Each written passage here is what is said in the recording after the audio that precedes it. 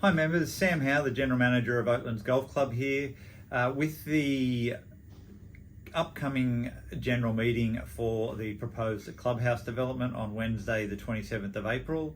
Voting was open for that on Wednesday just gone, the 13th of April at 6 p.m.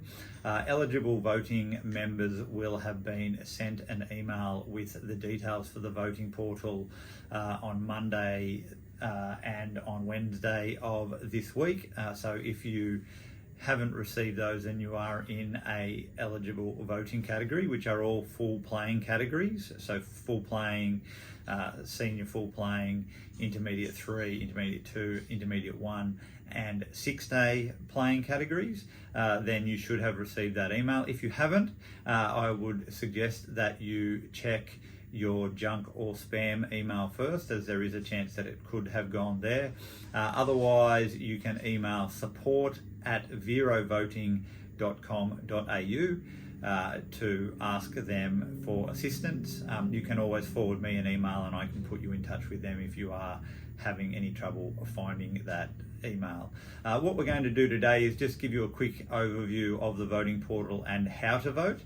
Certainly not going to go into any detail about how you should vote. That's up to each individual member.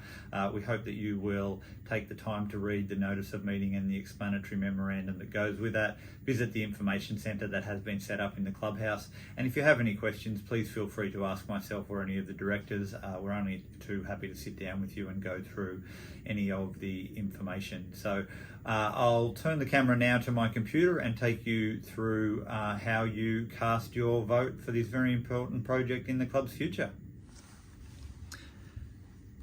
Okay, so the email that voting members will have received on Monday of this week and also on Wednesday of this week is the one, or a test version of that is the one that we can see now.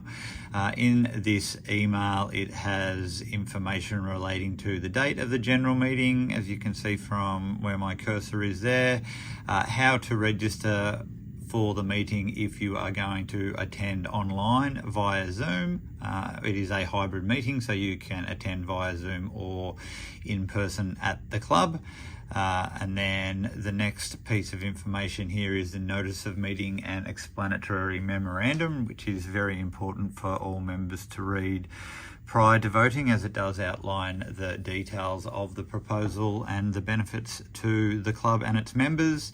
And then, as referenced, voting open on Wednesday the 13th of April at 6 p.m. and will close during the general meeting at the call of the chairman. And then down here we have our unique voter ID, which is sent to each member. This is a test version, so I don't have the username and PIN number there, but each of you will have an individual or unique username and PIN number.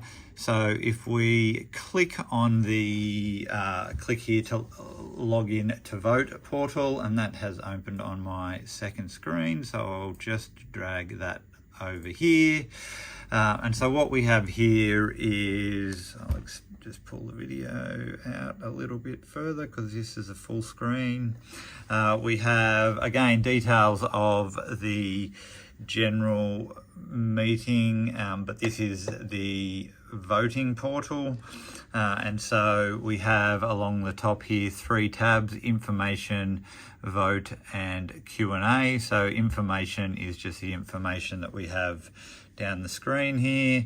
It includes, again, a copy of the notice of meeting and explanatory memorandum, details of what you can do on this portal. There is a proceed to voting button down the bottom, in the bottom left hand corner there, just over here, and you can also get to the voting through this vote tab at the top of the screen. So whichever way you go, if you click on that, that will take you to the voting section on the 4 resolutions. Okay, so here we have the voting portal for the 4 resolutions. It's a fairly straightforward, user-friendly portal. So we've got the 4 resolutions listed, and under each one you've got the option to select in favour, against or abstain. Important to note there, abstain has a little asterisk next to it, and that asterisk is just informing you that if you mark the abstain box, that your vote will not be counted in calculating the required majority on a vote. So important to keep that in mind. It is required by law to have that there as an option for voting on resolutions, but the main options there are to vote in favour of or against each resolution.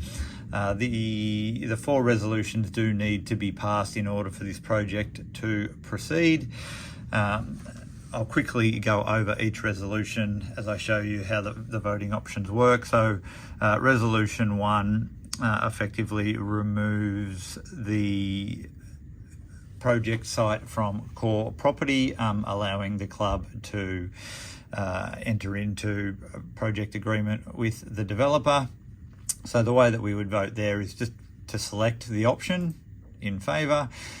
You'll note that you can change your vote at any stage, and that is the case up until the chairman closes the vote during the general meeting on Wednesday the 27th of April. Just do that by clicking change. You get taken back to all 3 options, and you can select any option that you like there. I'm just going to select abstain here. The purpose of this video is to show you how to vote, not to direct you how to vote. So we'll just select the neutral option there. Resolutions 2 and 3 fundamentally just give the club and the board authority to enter into all necessary documentation that is required to undertake the project. So again, you can vote in favour, against or abstain. Again, I'll just hit abstain there. The same change option comes up, and again, you do have the option of changing that vote up until the vote is closed on the 27th of April. Resolution number 3 is an extension of resolution number 2 really, and just goes into a little bit more detail around what is required in terms of the execution of documentation by the board. And again, in favour, against or abstain. Again, with the option to change the option there. And then the final resolution is that in accordance with clause 58 of the Constitution, the members authorise the board of directors of the club to exchange or sell the independent living units constructed under the proposed project, excluding those to be retained by the club as required under the proposed project. So once the apartments are built, the Mirvac will be selling them. However, they will be selling them on behalf of the club, and the club will be transferring the funds to Mirvac as part of the project agreement, with the club to retain 7 apartments as outlined in the explanatory memorandum. So again, in favour, against or abstain. Once again, that will pop up with the option to change. You can come back and log into this at any point, as I've previously indicated, up until the vote is closed on Wednesday the 27th of April. So once you've done that and you've got the green boxes on all 4 of those resolutions, your voting is complete. There's no need to hit a save button. You can close directly out of this page now and just come back into it at any stage by going back to that email and logging on. Voting on the night of the general meeting will also be via this portal, so members can do that from their own individual devices at any stage throughout the meeting until the chairman closes the vote. For those of you who don't have access to a smart device on the evening, the club will have a number of iPads available, and you can access your unique voter ID by scanning a QR code from one of those devices, and will be able to cast or change your vote at any time up until the voting is closed by the call of the chairman. Thank you, members. I hope that short video on how to cast your vote for the Clubhouse development proposal is helpful.